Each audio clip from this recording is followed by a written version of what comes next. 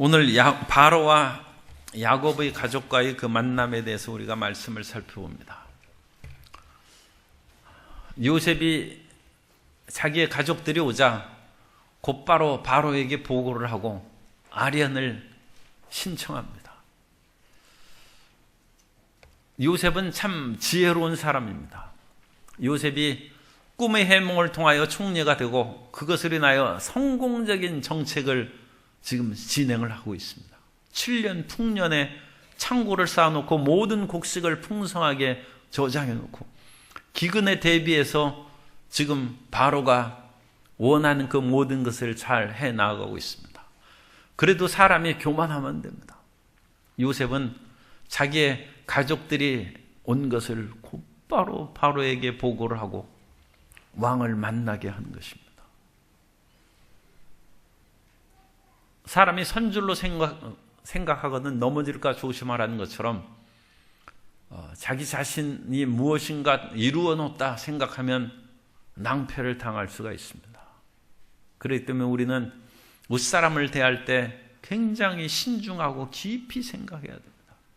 그래서 요셉은 그런 점에 있어서 아주 지혜롭게 바로가 의심하지 않도록, 그리고 어차피 이 요셉은 외국인으로서 지금 총리가 되었기 때문에 더 신중에 신중을 거할 필요가 있는 것입니다.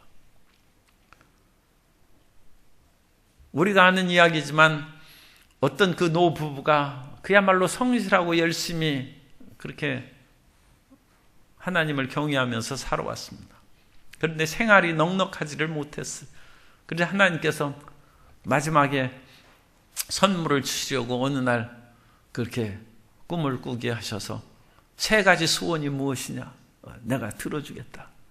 그래서 부부가 그것을 듣고 깜짝 놀랐어요. 하나님께서 우리에게 정말 이제 복을 주시나 보다. 그런데 나이가 들면 그것을 적어 놓아야지. 잊어버렸어요. 그래가지고 그 꿈을 꿨는데 낮 동안에 이제 평상시대로 지내다가 그거 잊어버렸어요. 그래서 저녁에 그 할아버지가 배도 출출한데 순대나 먹고 싶다. 그러자 하늘에서 순대가 뚝 떨어졌어요. 그러자 그 소원이 생각난 거예요. 하나님께서 3가지 소원을 들어준다는데 첫 번째 소원이 겨우 순대 1개란 말이야. 그래가지고 부부싸움이 이루어졌어요. 그래서 할머니가 당신 늙어도 말이지 그렇게 건망증이 심해서 아니 그 귀중한 소원을 순대 1개 구하고 그걸 써버리느냐고. 그래가지고 막 화가 나니까 할아버지가 이게 참 비속어입니다. 이 순대 할망구 코에 붙어라. 그래가지고 순대가 그 할머니 코에 딱 붙었어요. 아유, 그래 벌써 2개나 썼어요. 여러분, 3번째 소원은 무엇을 해야 되겠어요? 3번째 소원은 이번에는 금은 보화를 구해서 우리 정말 집도 크게 짓고 논밭도 사고 그렇게 행복하게 삽시다. 그래도 할머니는 결사판다. 나는 금은 보화가 아무리 가득해도 순대를 코에 달고는 살 수가 없다. 이거 떼내라는. 그래가지고 결국 3번째 소원을, 그 3번째 소원을 깊이 생각해야죠. 그러면 그 2 부부가 꿇어 엎드려서 하나님, 우리가 정말로 잘못 함부로 얘기하고 주님께서 주신 그 소원을 이루어주겠다는 그것을 얼마나 떨면서 경외하면서 그것을 마음에 새기고 깊이 그걸 간직했어야 되는데 그런 것을 예사롭게 여기고 우리 죄를 용서하시고 3번째 소원은 주님 다시금 우리에게 3가지 소원을 주시옵소서. 그래가지고 3번째 소원은 주님 다시 시작하게 해주옵소서. 그것을 했어야 되는데 그때 기도를 안 했어요. 그래가지고 그냥 할 수 없이 할머니 코에 붙은 순대나 떨어져라. 그래가지고 겨우 하나님이 그 평생을 주님 믿고 그렇게 살면서 은혜를 주셨는데 순대 1개로 그냥 끝나고 말았어요. 우리에게 다가오는 기회는 항상 있습니다. 그 기회를 우리는 진지하고 신중하게 그리고 조심조심해서 그걸 해야 됩니다. 그렇지 않으면 하나님께서 주신 축복이 순대 하나로 끝나고 그냥 휙 지나가 버릴 수가 있어요. 다른 사람이 말하고, 특히 부부나 자녀, 가족 사이에 말하는 것도 수첩에 적어놓고 신중하고 진실하게 대하면 가족 관계가 좋아집니다.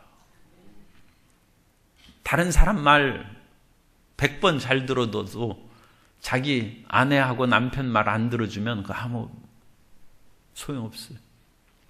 가까운 사람들에게 더 신중하고 더 진지한 삶으로 살아가면 우리의 관계가 더욱 행복해지고 더욱 따뜻해지고 갈등이 사라지는 것입니다. 요셉이 그런 점에 있어서는 가장 섬기는 바로에게 잘하는, 먼저 웃사람에게 제대로 보고하는 거예요. 그리고 이 요셉은 생각이 깊습니다. 자기의 형들 5사람을 불러가지고 그 바로에게 이렇게 보이게 한다고 말씀했는데, 애굽의 문헌에서 5이라는 숫자는 애굽 사람들이 가장 좋아하는 숫자예요. 우리나라 같으면 3사람을 보내든지죠, 7사람을 보내든지, 한국 사람은 3이라는 숫자나 7이라는 숫자를 좋아하는 것이죠. 그런데 왕한테 아련하는데 4사람을 이렇게 보내. 그럼 우리나라는 4라는 숫자 싫어하지 않습니까? 그러면 왕이 4명이 왔다 간 것을 보고 저게 나보고 죽으라는 얘기인가? 그런 생각도 들어있고 또 간신히 그런 얘기를 할 수 있어요. 요셉이 지금 교만해졌습니다. 그래서 4사람을 보낸 것은 왕을 미워하는 것입니다. 나라와 민족마다 좋아하는 숫자가 다릅니다. 중국 사람들은 8자를 좋아한대요. 그래가지고 8자는 돈을 벌고 모으는 발자라는 그 발자가 그 중국 발음으로 이제 팔자, 파라고 발음이 같답니다.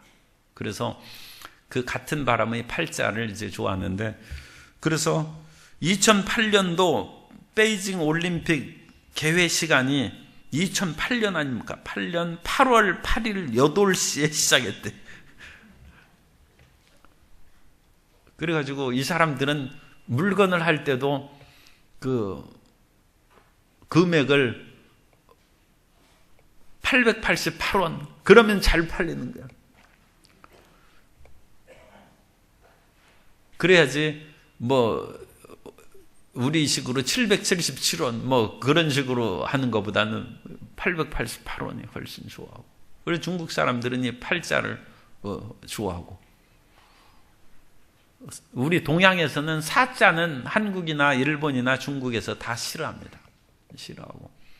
그러니까 그런 숫자가 조금 우리가 생각하면서, 다른 나라 사람, 오늘날 글로벌 시대니까 그런 걸 생각해야 되고, 오자나 그런 것들은 우리가 그것은 크게 마음에 두지 않는데, 요즘 우리 다문화 가정에서 베트남 사람들이 많이 있지 않습니까? 그런데 베트남 사람들은 오자를 싫어한대. 그래가지고 우리가 베트남 사람들하고 사귀고 그럴 때는 555원 그렇게 붙여놓고 그러면 베트남 사람들은 안 사가요. 그러니까 오자를 안 쓰는 게 좋아요. 그리고 베트남 사람들은 구를 으뜸으로 여기고, 그러니까 구자를 좋아합니다. 우리나라는 구자를 별로 좋아하지 않습니다. 그런데 베트남 사람들은 구를 좋아하고 오는 별로 좋아하지 않아요. 그래서 그 베트남 사람에게 떡 5개 주면 안 돼. 9개 줘야 돼. 그런데 이집트 사람들은 또 오자를 좋아하는 거예요. 애굽은 오자를 좋아하고. 그래서 이런 일들이 왜 숫자에 대해서 그런 좋아하고 싫어하는 것이 있는가? 그것을 이제 살펴본 사람들은 이 사자가 죽을 사자하고 이 발음이 같기 때문에 우리가 싫어하는 것이죠. 그래서 아파트도 4동 404호하고 그러면 별로 사고 싶지 않은 그런 마음을 갖는데, 그래서 그런 것들을 이제 F층이라든지 그런 것으로 이제 바꿔서 이제 쓰고 그러죠. 그런데 그것은 이 사가 안 좋기 때문에 그런 것이, 사는 땅의 수입니다. 땅. 천지사방이라고 그러지 않습니까? 그러니까 동서남북이 그 내 사 아닙니까? 그러니까 동서남북을 차지하는 사는 천하의 땅을 차지하는 그런 좋은 숫자입니다. 그럼에도 불구하고 죽을 사자의 사자하고 그런 발음이 같기 때문에 이제 싫어하는 것은, 그것은 한국이나 중국 같은 한자 문화권에서만 싫어하는 것이고 서양 사람들하고는 그건 아무 상관없어요. 서양 사람들은 이 사자의 의미에 대해서는 그런 죽음이라든지 뭔가 위험한 그런 개념이 없는 것입니다. 그러니까 그런 숫자 자체에 어떤 그런 길한 거하고 흉한 것이 있는 것이 아니라 그 사람들이 살아가는 언어의 문화, 그런 관습에 의해서 그런 좋고 나쁜 것이 생각난다. 그러므로 그런 것에 대해서 너무 깊이 매일 필요는 없습니다. 로마서 14장 5절 이하에 보면, 어떤 사람은 이 날을 저 날보다 낮게 여기고 어떤 사람은 모든 날을 같게 여기나니 각각 자기 마음으로 확정할지니라.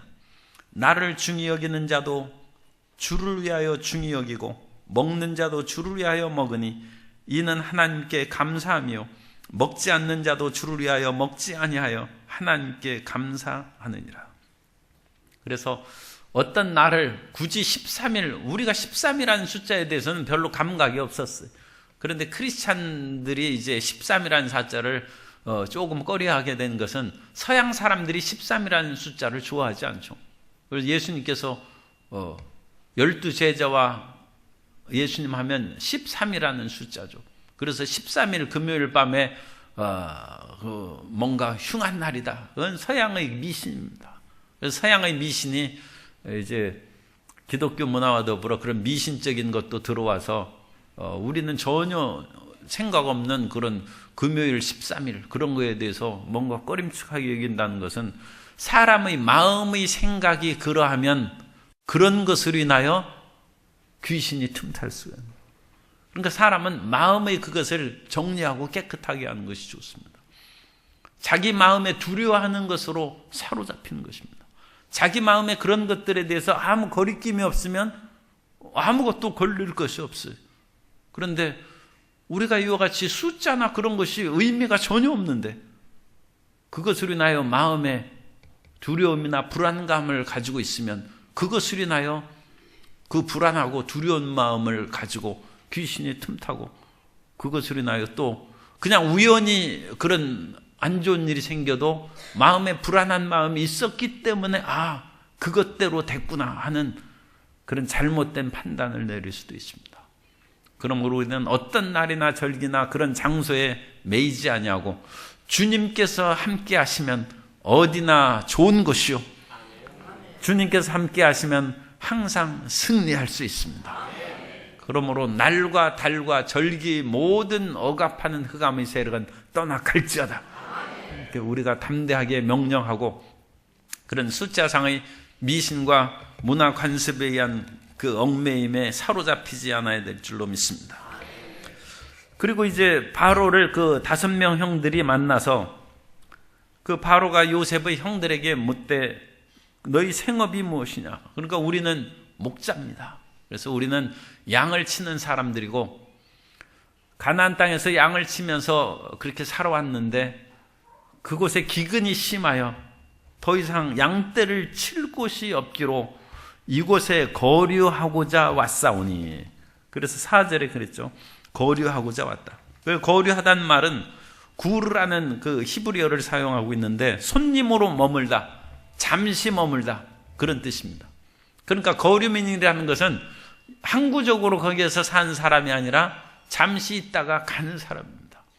그래서 이 요셉의 형들은 애굽에서 비록 그 바로가 좋은 땅을 우리에게 마련해주고 지금 요셉이 총리고 그러기 때문에 상당히 대우받고 이곳에 산다 할지라도 이곳에 우리는 영원히 머무르지 않을 것입니다. 잠시 이곳에서 머물러서 살다가, 그런데 잠시가 430년이 됐죠. 살다 보니까 너무 오래 살았어요. 그런데 어쨌든 간에 우리는 이곳에서 영원히 살지는 않고 떠나갈 것입니다. 이 땅이 아무리 살기 좋고 행복하고 좋은 일이 많다 할지라도 이 세상은 잠시 잠깐 있다가 살아가는 존재입니다. 그렇기 때문에 베드로는 우리가 행인과 나그네라고 얘기했어요. 우리는 지나가는 삶입니다. 그러니까 이 지나가는 행인과 나그네의 이 세상의 삶에 너무 그렇게 마음 뺏겨가지고 낙심하거나 좌절할 까닭이 없어요. 그리고 이곳에서 너무 붙잡고 그냥 영원토록 살려고 또 그렇게 애착을 가졌어도 안 돼. 우리가 이 땅에 살아갈 때는 열심히 정말로 행복하게 살아가야 되지만 떠날 때는 과감하게 이곳은 영원한 우리 집이 아닙니다. 그런 마음 준비를 해야 됩니다. 요즘에 이제 나무가 비도 맞고 그래가지고 열매를 이제 충실하게 익어가고 있는데 그 열매가 비바람에도 흔들리지 않아야 돼. 그래서 착실하게 그 열매는 그야말로 튼튼하게 가지를 붙잡고 있어야 돼. 착실. 그러다가 가을이 되면 과감하게 떨어져 나를. 그래서 그걸 착실과단이라고 해요. 착실과단. 밤나무에 밤열매가 이제 붙어 있어요. 그게 이제 자라나고 있죠. 그럼 거기에서 비바람이 쳐도 그 밤 조그만 열매가 떨어지면 안 되죠. 그냥 끝까지 붙어 있어요. 이 세상에 살아갈 때 우리가 힘들고 어려운 일이 다가와도 그 마음을 약하게 먹으면 안 돼. 끝까지 붙어서 열심히 살아야 돼.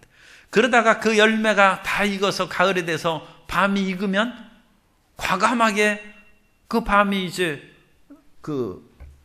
열매가 벌어져서 밤 열매가 쏟아져야죠. 떨어져서 내려와야 돼. 그래야 그것을 사람이 먹고 그것을 다람쥐도 주워서 먹고 유익함이 되는 것입니다.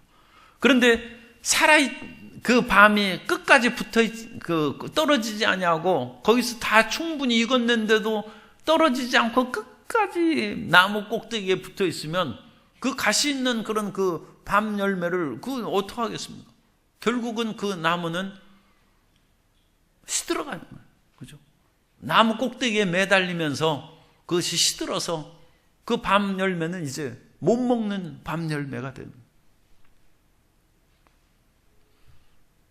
그래서 그것을 떨어지지 않는 밤 열매를 악의 무한한 악이다. 악무한이다.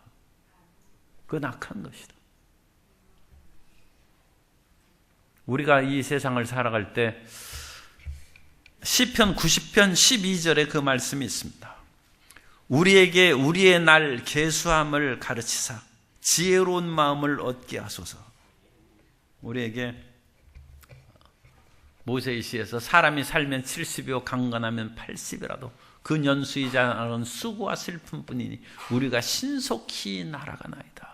그러면서 우리의 살아가는 날을 우리가 계수함을, 그러니까 우리가 하나님 앞에 그것도 기도해야 돼요. 우리가 이 세상을 살아가는 그 날이 몇 날이 될지 주님 깨닫게 주옵소서. 그래서 우리의 살아가는 날을 대충 알아야죠. 대충 알고.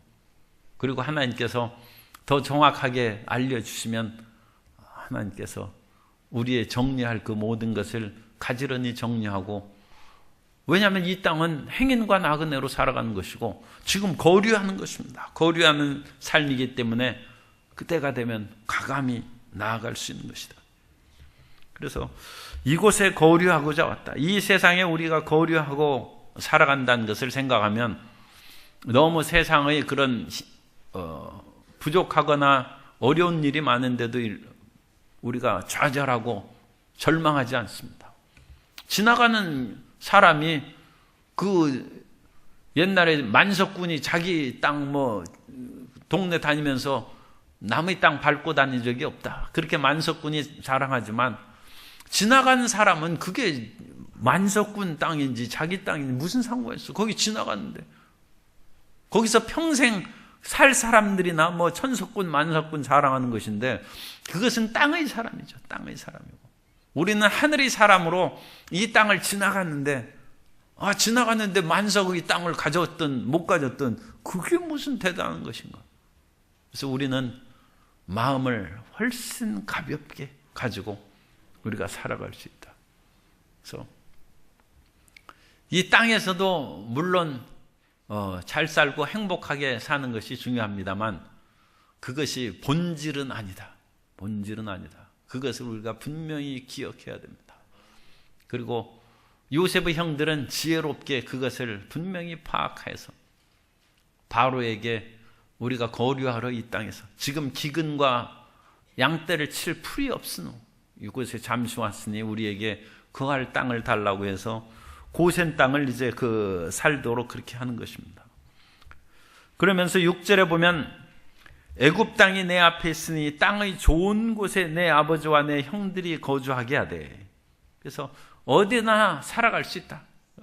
그러나 그들 중에 능력 있는 자가 있거든 그들로 내 가축을 관리하게 하라. 그래서 바로의 그런 가축도 관리하는 그런 일종의 직책도 준 것이죠. 옛날 고구려 시대에는 관직 이름이 여러 가지 있어요. 그래서 호랑이, 소, 말, 매 이런 짐승 이름에다가 가자를 붙여서 호가, 우가, 마가 유인물에 있어요. 그래서 그 당시 그런 유목적이고 그런 짐승 사회에 그래서 우리 고구려의 쪽에서 내려온 우리 한민족은 원래 유목민족인 이동민족이었다.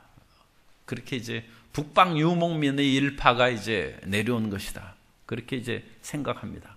그래서 이런 짐승들의 이름에 익숙한 것이죠. 그래서 그런 관직, 직책이 고구려 시대에는 많이 나와요.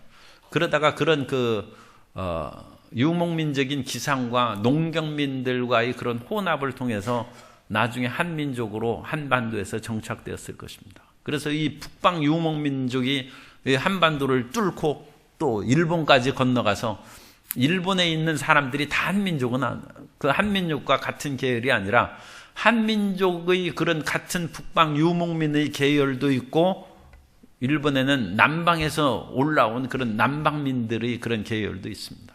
그래서 다양한 민족이 일본에는 섞여 있고 비교적 우리 한민족은 그런 단일 민족으로 많이 형성되었다. 이제 그렇게 이제 생각을 합니다. 그래서 이 바로의 가축들을 돌보는 그런 직책을 주었습니다. 그러고 나서 이제 요셉은 7절에 보면 요셉이 자기 아버지 야곱을 인도하여 바로 앞에 서게 하니 야곱이 바로를 축복하며. 그래서 요셉은 이제 아버지도 바로를 만나게 하는 거예요. 그래서 자기 부모님을 인사드리고 그거 하는 것은 훨씬 더 친근감이 있죠. 친근감이 있고. 그럼으로써 이 요셉은 바로의 신임받는 총리 신하일 뿐만 아니라 신임받을 일을 더 하는 것이죠. 그래서 자기 아버지.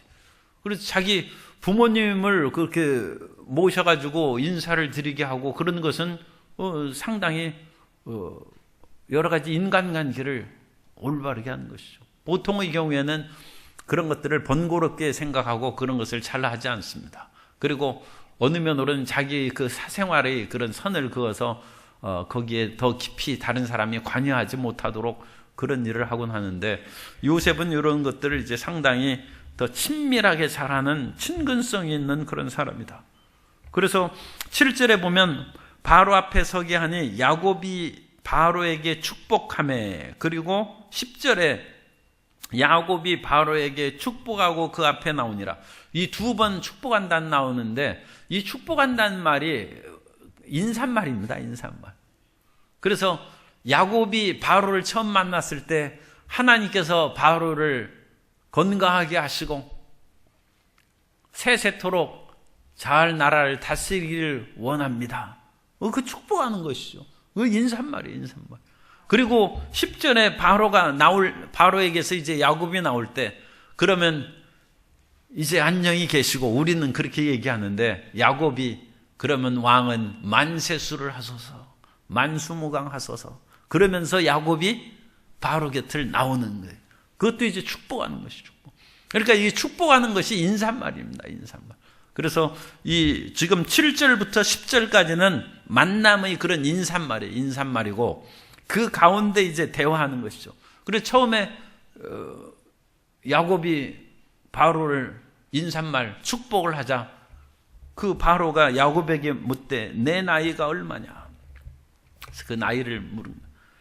그러자 9절에 야곱이 바로에게 대답하되 내 나그네 길의 세월이 130년이니이다. 이 9절은 히브리어의 그런 아름다운 운율을 가진 그런 아름다운 문장입니다. 우리가 히브리어로 읽지 못하기 때문에 그런 아름다움을 깨닫지는 못합니다만 그냥 단순하게 당신 나이가 얼마냐? 130세입니다.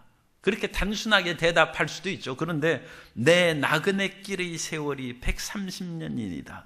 그 말을 더 얘기하면 내가 이 땅을 거류함으로 살아온 날들이 130년입니다. 이 횟수를 얘기할 때 히브리어에서는 날로 얘기해요. 성도 여러분, 여러분들이 모르는, 아마 다 모를 거예요. 성도 여러분이 지금까지 몇 날 사셨어요? 모르죠. 그런데 히브리어에는 산 날들을 얘기합니다. 하루하루로. 그래서 여기에서 세월이라고 했는데 이 세월이라는 것은 해의 날들. 1년은 365일 아닙니까? 365일. 365일의 날들을 60년 살았으면 60 곱하기 365하고 거기에다가 윤년도 들어있고 또 뭐하고 그러면 그것을 정확하게 계산해서 우리는 하루 사는 거예요. 찬송가도 있지 않습니까? 나는 내일 일은 난 몰라요. 하루하루 살아요. 그래서 하루하루 사는 거예요. 그거 한번 그 계산을 해보세요. 그거 해서 이제 달력에다가 써놓는 거예요. 그래가지고 지금 간단하게 100년 살았으면 3,100년이 뭐 얼마예요? 36,500일을 산 거예요. 그래서 하루 더 살아면 36,501일, 36,502일 그렇게 하루하루 산 날이 지금 130년이 됐다. 그리고 우리 번역에서는 이게 나타나지 않는데 우리 조상의 나그네 길의 연조에 미치지 못하나, 이건 히브리어에는 이 단어가, 이 문장이 뒤에 있어요. 뒤에 있어서 내 나이가 얼마 못 되니 그거하고 곧바로 이어지는 문장이 험악한 세월입니다. 그래서 내 나이가 얼마 안 되는데 험악했습니다. 그리고 나서 내 조상의 연조에 미치지 못합니다. 히브리어는 그렇게 됐어요. 그리고 요셉이 이것이 야곱이 중요한, 야곱이 당신 나이가 얼마입니까 할 때 내 날들이 130년인데 한마디로 얘기하면 얼마 못 되는 세월이 130년이 짧다는 거예요. 우리가 생각하면 상당히 오래 살았다고 생각하는데 인생 130년 살고 나면 짧지 않습니까? 우리 60년 70년 살고 나서도 금방 며칠 산 것밖에 안 되잖아요. 짧다는 거예요. 짧고 야곱이 한마디로 얘기하는 것이 나쁘다는 거예요. 라임이라는 히브리어를 쓰는데 나쁘다. 내가 얼마 못 살았는데 인생 나빴다는 거예요. 이게 야곱의 고백입니다. 그 야곱의 삶이 자기가 한마디로 얘기해서 나는 행복하지 못했다는 거예요. 왜 나빴는가? 태어날 때부터 아니 쌍둥이로 뱃속에 있었으면 서로 손잡아주고 그렇게 해가지고 화목하게 야곱하고 에서하고 살았으면 얼마나 좋겠어요. 거기에서부터 그냥 티격태격 싸웠지. 태어날 때 나올 때도 막 뒤꿈치 잡고 이렇게 싸우고 그러지.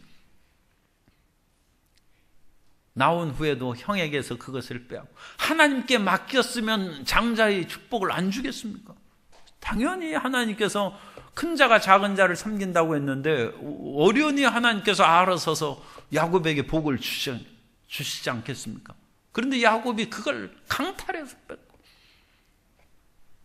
이삭이 잠시 눈이 어두워가지고 에서를 축복하려고 했어도 하나님의 뜻이 이루어지지 아버지 이삭의 뜻대로 인생이 이루어지겠습니까?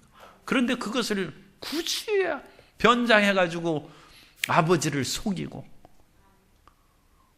그러니까 인생이 험악하다. 인생 내 나빴다는 거야. 나 이와 같은 인생은 살고 싶지 않아. 다시 태어난다면 나는 이렇게. 그런데 성도 여러분, 이 말이 우리말에 자꾸 그런 말이 있는데 다시 태어나는 건 없어요. 인생에 윤회는 없습니다. 윤회는 없습니다. 사람이 죽으면 그뿐입니다. 죽으면 그뿐이고 그 영원한 음부의 스월의 세계에 들어가기 때문에 그렇지 않습니다. 그래서 우리는 영혼 유전설이 아니라 영혼 창조설입니다. 우리의 영혼은 우리의 모태에서 창조되는 것입니다. 창조되는 것입니다. 그리고 어쨌든 이 야곱은 내 인생이 나빴다는 거, 라임 나쁩니다. 그리고 사랑하는 라헬을 만났으면 그렇게 둘이 부부로 살아서 행복하게 살았으면 행복한 것이죠. 그런데 아내를 얻고서도 그 아내를 레아에게 또 다른 아내를 얻고 그럼으로써 이 자매 간의 원수가 됐지 않습니까? 원수가 돼. 그러니까 이 인생이 뭐가 행복하겠어요? 거기에다가 그와 같은 다른 아내의 자녀들로 말미암아 형제들 사이에 지금 이제 밝혀지는 것이지만 형들이 요셉을 팔지 않습니까? 아니 형제 사이에 그렇게 자기 동생을 팔아먹는 그 집안이 어디 있어요? 내 인생 나빴다. 그러므로 우리는 하나님께 맡기고 살아야 돼요. 내 주장과 내 고집대로 살아가서는 이 야곱이 마지막에 하나님의 은혜로 겨우 정말로 요셉을 만나고 이렇게 살아온 것은 이제 이스라엘로 기도하는 사람이 되어서 조금 풀리긴 했지만 그래도 지금 바로 앞에서 자기 인생을 한마디로 얘기해서 내 인생 나빴다는 것입니다. 험악하다 우리말로 번역을 했는데 나쁘다는 것은 이불입니다. 나쁘다. 주님 앞에 서서도 주님 정말 제 인생 잘못 살아왔습니다. 정말로 구원받은 것이 기적이고 하나님 앞에 선 것이 은혜일 뿐입니다. 황석영 씨의 바리대기라는 그런 소설이 있는데 거기에 보면 함경도 창천에서 7째 딸로 태어났는데 아버지가 이 딸 기분 나쁘다고 해서 산에다 버렸어요. 그런데 그 할머니가 불쌍히 여겨가지고 할머니가 데리고 살다가 그 집안이 이제 그 성분이 나쁜 집안이 되어서 온 가족이 뿔뿔이 흩어지고 이 발이라는 그 딸이 그 중국으로 건너갔어요. 그래서 거기에서 12살 되는데 살 길이 막막하니까 발 마사지 하는 그 업소에 들어가가지고 기술을 배워서 살다가 거기서 중국 사람 샹 언니라는 그 사람한테 그 마사지를 배우고 살았는데 그 집이 또 마사지 업소가 망했어요. 그래서 빚더미에 하자 밀항선을 타고 그 도망가는데 너도 가겠느냐 해서 그 샹 언니와 함께 영국으로 밀항에서 가서 그래 영국에서 그 밀항에서 사는데 살 길이 어떻게 되겠어요? 그래가지고 결국은 기술이란 건 발 마사지 하는 것이죠. 발 마사지를 잘해주니까 먹고 살 수는 있어요. 그래가지고 그 숨어있는 그 집에서 그 손자하고 결혼해가지고 그 파키스탄 이슬람 믿는 그 사람하고 결혼해서 우리나라 지금 북한의 실상을 얘기한 거예요. 황석영 소설에서. 거기에서 그렇게 살았는데 헤어졌던 갑자기 그 영국으로 돌아와서 헤어졌던 그 샹 언니가 갑자기 찾아왔어요. 그 사람 이미 마약에 물들었어요. 그래가지고 예전에 그와 같이 중국에서 잘해줬으니까 돌봐줬는데 그 사람이 돈 훔쳐가지고 도망가고 막 서둘러 도망가는 바람에 온갖 문 열어놓고 그래가지고 그 바리의 아기가 떨어져서 죽었어요. 그래서 바리가 얘기하면서 주님 우리식으로 얘기하면 하나님 나는 왜 태어날 때부터 아버지가 산에다 버리고 왜 이와 같이 12살부터 공부는커녕 발 마사지 업소에서 살다가 이렇게 모아놓은 돈은 다 없어지고 남편은 또 파키스탄에 전쟁이 일어나서 그 고국으로 돌아가서 생사불명이고 태어난 아기는 죽고 왜 이와 같이 험악한 인생을 삽니까? 그런데 극적인 반전이 일어나요. 죽은 줄 알았던 남편이 살아 돌아왔어요. 그리고 다시 자녀를 낳습니다. 그리고 샹 언니는 그 당시에 그 마약으로 어쩔 수 없이 쫓겨다니면서 몸부림치면서 살기 위해서 그 돈을 훔쳐간 것을 알게 되자 불쌍히 여기는 거예요. 이해하는 거예요.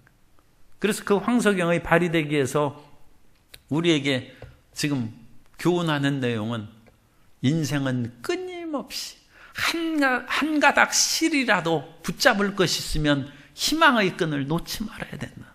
놓지 말아야 돼. 인생은 아무리 아버지가 나를 버리고 샹 언니가 돈을 훔쳐가서 버린다 할지라도 인생은 용서하며 살아야 되고, 그러면 하나님께서 마지막에 우리에게 빛을 주신다.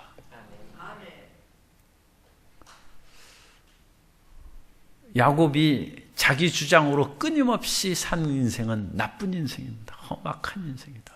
그러나 우리가 끊임없이 하나님을 의지하고 희망의 끈을 놓지 않고 용서하고 이해하고 살면 하나님께서 우리의 삶에 빛을 주고 행복을 마련해 줄 줄로 믿습니다. 그런 하나님의 행복의 역사가 나타나고, 마지막에 이 야곱이 어쨌든 요셉을 그렇게 만나서 좋은 땅 람셋에서 살게 됐으니까 감사한 것이죠. 그래서 람셋은 고센 땅의 그런 지역인데, 람셋이 좋은 땅이었지만 나중에는 람셋의 출애굽기 1장에 보면 비돔과 람셋의 국고성을 쌓았다고 했어요. 그래가지고 노예로 이스라엘이 동원되는 그런 땅이 람셋이. 그러니까 어느 땅도 영원히 좋은 땅은 없어요. 영원히 좋은 땅은 하나님을 의지하고 사는 땅입니다. 그러지 그 땅 자체가 좋은 땅은 아니에요. 제가 여기 와가지고 다른 동네에 사는 이제 우리 지방회 목사님들 하면 가끔 그런 얘기를 해요. 이 봉선동 이거 정말 배추 마시고 그냥 똥이나 거름치고 그러는데 이렇게 지금 상전벽해가 돼가지고 비싼 지역이 됐다. 왜냐하면 자기는 그때 우습게 여기어서 이쪽으로 이사 안 왔어요. 그래가지고 그래서 하는데 지금은 제일 비싼 지역이 되고 그랬다고 해서 얘기를 하는 것을 듣습니다.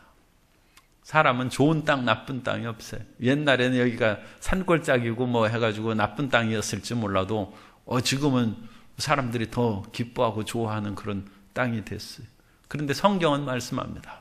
너희가 젖과 꿀이는 가나안 땅에 들어갔어도 그곳이 영원히 젖과 꿀은 땅이 되는 것은 아니고, 그 땅에 들어가서 하나님의 말씀을 청종하고 지키면 그 땅은 좋은 땅이 될 것이고, 만일 하나님 말씀을 어기면 하늘이 노치되고 거기에서 땅이 이제 모래바람이 불어오는 그런 척박한 땅으로 가나안이 바뀐다는 거예요. 하나님의 말씀을 들으면 이곳이 영원한 행복한 땅이 되고, 말씀을 청종하지 않으면 재앙의 땅이 된다. 그러므로 우리가 언제 어디서 살든지 간에 주님을 예배하고 하나님 말씀을 쫓아 살면 그 가정과 삶의 터전이 축복의 터전으로 바뀌게 될 줄로 믿습니다. 하나님이 변화시켜 주십니다. 하나님이 함께 하시는 곳이 좋은 곳이고 행복한 곳입니다. 오늘 야곱 또 그 가족들과 바로와의 만남에 대해서 우리가 살펴봤습니다.